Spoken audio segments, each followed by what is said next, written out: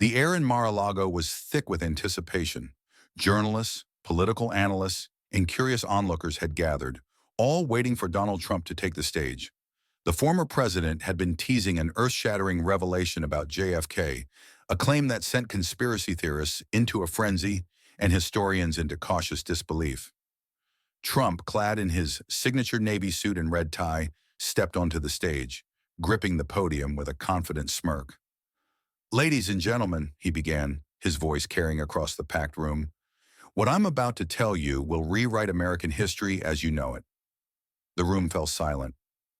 "You've heard the stories, the conspiracies, the cover-ups. But what if I told you they're all true?" Gasps rippled through the audience. Camera flashes illuminated Trump's face as he took a dramatic pause. "I have documents they never wanted you to see, about what really happened to John F. Kennedy." A murmur spread through the room. Some scoffed, others leaned in, captivated.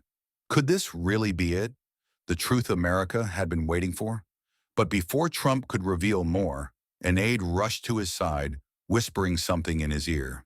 His expression shifted just for a moment before he recovered. "It seems," he said with a smirk, "that some very powerful people don't want me to continue. But don't worry, I will tell you everything." With that, he walked off the stage, leaving the world hanging on his every word.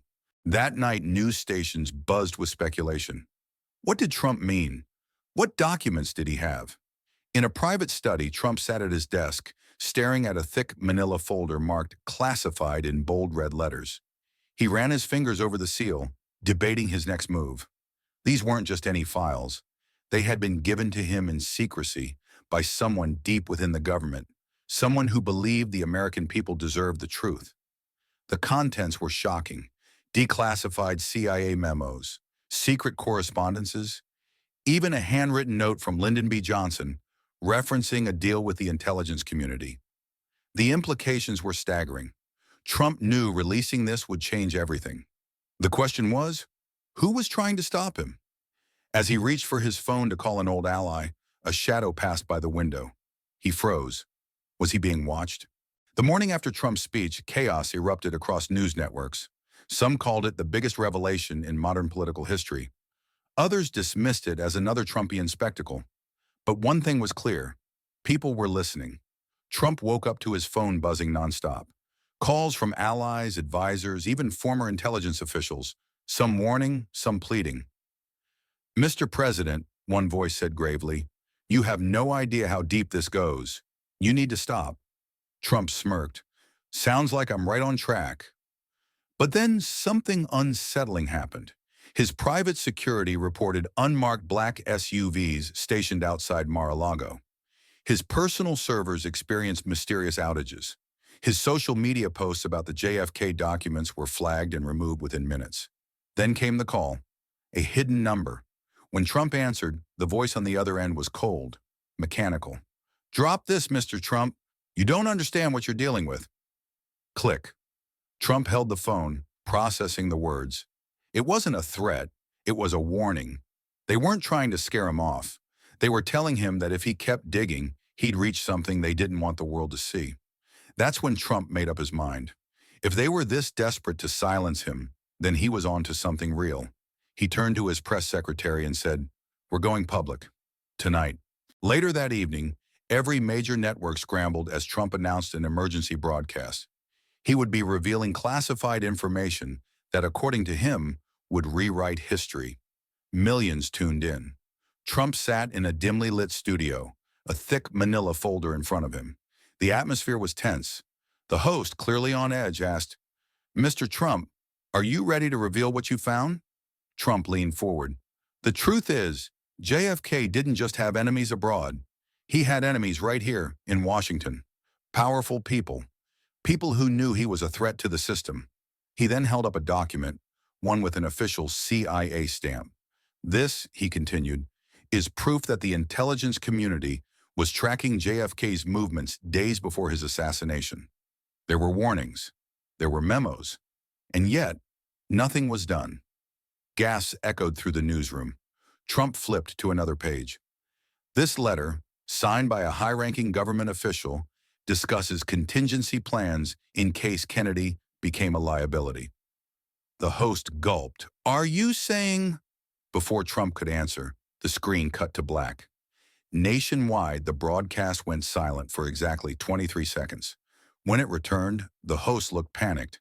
We seem to be experiencing technical difficulties. But the damage was done. The world had heard just enough. The internet exploded.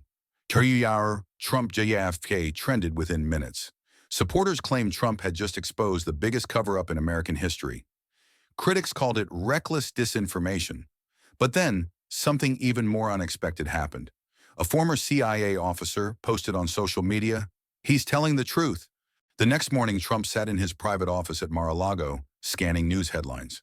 His JFK revelation had ignited a firestorm unlike anything he had ever seen.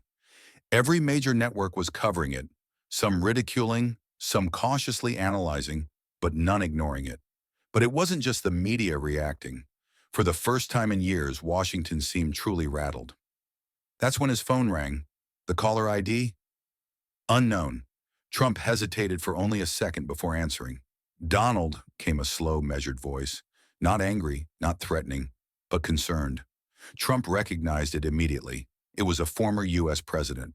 "I was wondering when one of you would call," Trump said, reclining in his chair. The voice on the other end sighed. "You don't know what you're dealing with." "Oh, I think I do," Trump shot back. "The files speak for themselves. The American people deserve to know the truth." There was a brief pause, then, "Donald, listen to me carefully. Some secrets aren't buried to deceive people. Some are buried because revealing them would break the country apart." Trump smirked. "That sounds a lot like an excuse." The voice remained calm. "Did you ever wonder why no other president, Democrat or Republican, has gone down this road? Why for 60 years not a single leader has revealed the full truth?" Trump leaned forward, his grip tightening on the phone. "Because they're all in on it."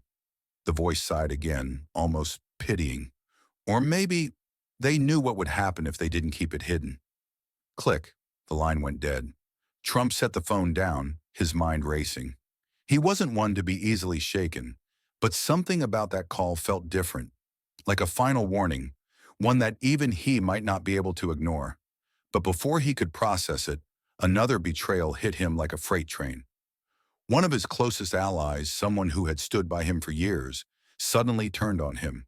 A press conference was called, cameras rolled, and live on national television, this person, one of Trump's most trusted advisors, denounced everything. "President Trump is wrong," they declared. "He's being misled by misinformation. The documents he's referencing are being taken out of context." Trump sat in stunned silence as the betrayal unfolded on live TV. He could see it clearly now. The deep state had gotten to them.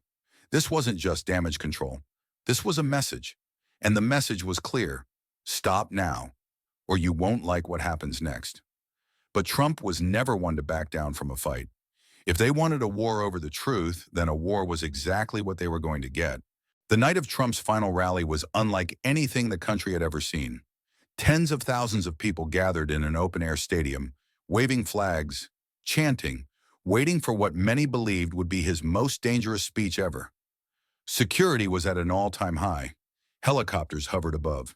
Snipers lined the rooftops. The tension was suffocating. Trump, backstage, was calm but focused. He had one last revelation to share, a final truth bomb that would send shockwaves through the government.